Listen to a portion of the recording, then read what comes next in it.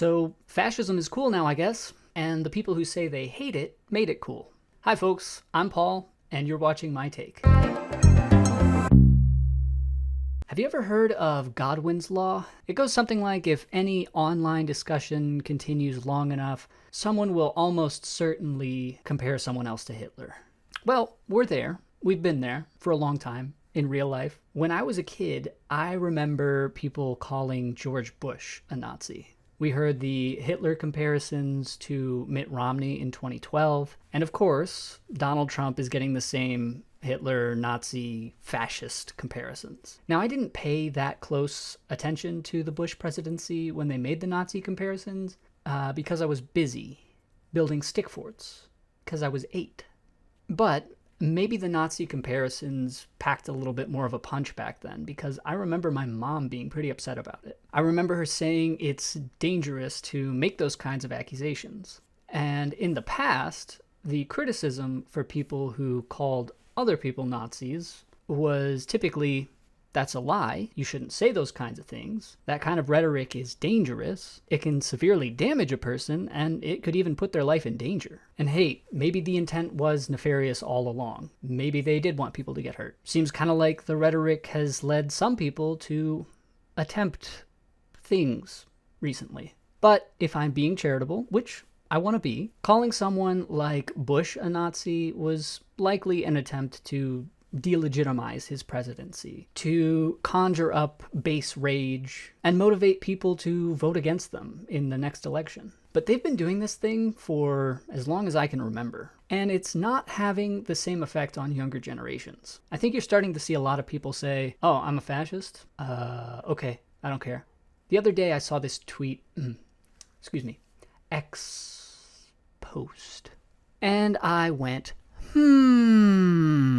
this is actually branding affordable food as fascism. It's a bold strategy, Cotton. Let's see if it pays off for them. And I've been noticing this happen a lot, actually. You want a sovereign nation? That's fascist. You want a safe neighborhood? That's fascist. You want an affordable house? You're fascist. You don't want poop on the street? You would. You fascist. And I'm starting to see people, especially young people, especially Gen Z, say, yeah, well, then maybe fascism isn't so bad. But that's a threat to democracy. Democracy. Democracy. Democracy. Democracy. Democracy! Honestly, I don't think people care anymore. And you can think that's terrible, you can think that's good, you can think that's stupid. I personally don't really even know what to think about it. Fascism, as I understand it, and I'm talking about real fascism, okay? Not Romney. Come on, Romney? Romney, he sucks! Real fascism is, to say the least, too authoritarian for my liking. But they're not condemning the authoritarian nature of fascism, which I wouldn't have a problem with. They're condemning some pretty basic wants and needs of your average American. I want a country that prioritizes its citizens. I don't know why that's a controversial position according to some people, but it is. There are people, lots of people, who would consider that position to be fascistic. American people want safe neighborhoods. They want to be able to buy their gas and groceries. They want to be able to afford a home. They want a good job that pays well. This is a basic boilerplate American dream kind of stuff. And large swaths of the left wing are saying that if you want that, you're fascist.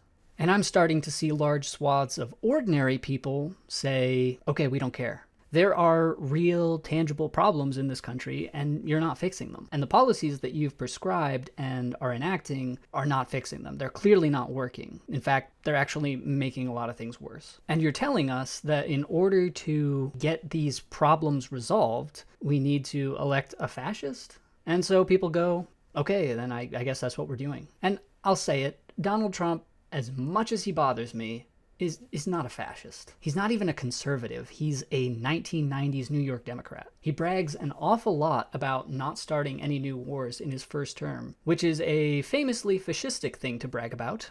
Also, his first term. He's been there before. Did he forget to be Hitler-y the last time around? And you can argue that the people who are going to vote for Donald Trump based on the fact that he said he's going to fix these issues are wrong, that they don't understand democratic policies and how they work. And maybe you're right, but I'm just talking about the perception that I've noticed a lot of people have. When people are shocked that this election is as close as it is, it's because Donald Trump is saying how he's going to solve these problems that American people are facing. And all the other side really has to say in response anymore is essentially, it's a bad thing that you want to fix these problems. Hey guys, a bunch of people who don't speak English and have no respect for our customs have just been relocated to my small Midwestern town. They're causing traffic accidents. My insurance has gone up substantially just on account of that. My grandma got threatened by a guy with a knife the other day. The dollar has lost 20% of its value in the last 4 years. I can barely afford groceries. Fentanyl is pouring over the border along with untold amounts of unvetted young men. I lost my job and I'm struggling to find a new one because manufacturing has been shipped overseas. My mortgage rate is through the roof. I can't afford rent.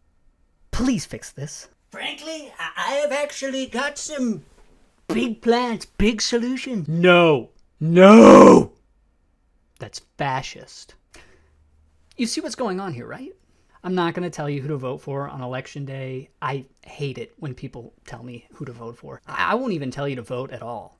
That's not the purpose of this video. This video is mainly for the people who are afraid of fascism and think that it's on the rise, and they don't necessarily understand why.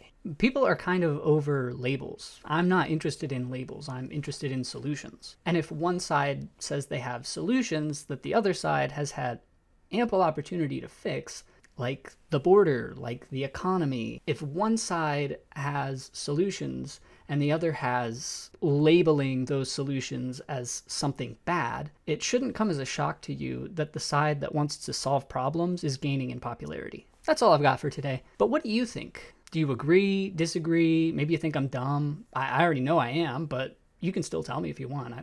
I don't mind. Share your thoughts in the comments below, like, subscribe, and I'll see y'all next time.